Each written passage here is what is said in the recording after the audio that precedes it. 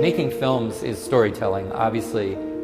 I also think in some sense we need to tell a better story about why, what's going on in the world and why do we all need to get involved in this. It's the challenge of our era, I think, is climate change and sustainability, and I think everyone should be involved in it.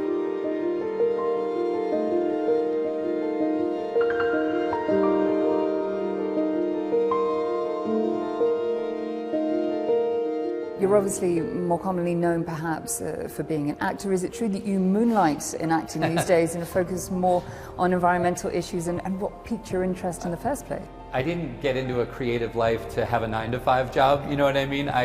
The privilege of an artistic life and career is that it sort of ebbs and flows with my own inspiration, right? And, I grew up in a family of conservation advocates. It's my dad's career, and my brother and my sister, and it's sort of the family business, honestly. Like, we're all very passionate about wilderness, wildlife, and the preservation of that. To me, it's become more and more clear that the real challenge is to actually bring our whole economic framework into alignment with sustainability. To that end, you have the opportunity here to speak to power, to speak to the captains of industry. What are you telling them? What would you urge them to do today as a matter of urgency? I think it's to basically say that yesterday's commitments to sustainability are not enough.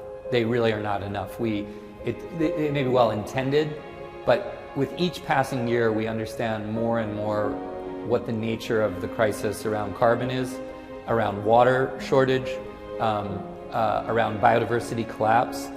None of the signal pillars of environmental health are moving in the right direction.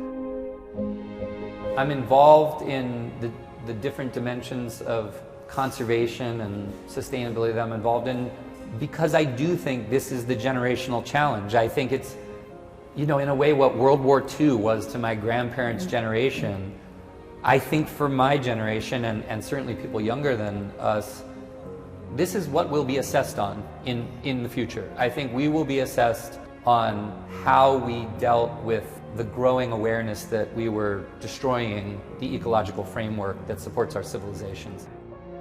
Sometimes I see people throwing kind of shade at the Greta Thunbergs of the world, and I'm like, my God, like, when children are yelling and screaming, we need to be listening to them. We don't need to be, dismissive or saying, why are you being so shrill? It's like they're yelling about the world they're going to inherit, and we need to be, those kids are deservedly the heroes that we need to be essentially letting them dictate to us, not vice versa.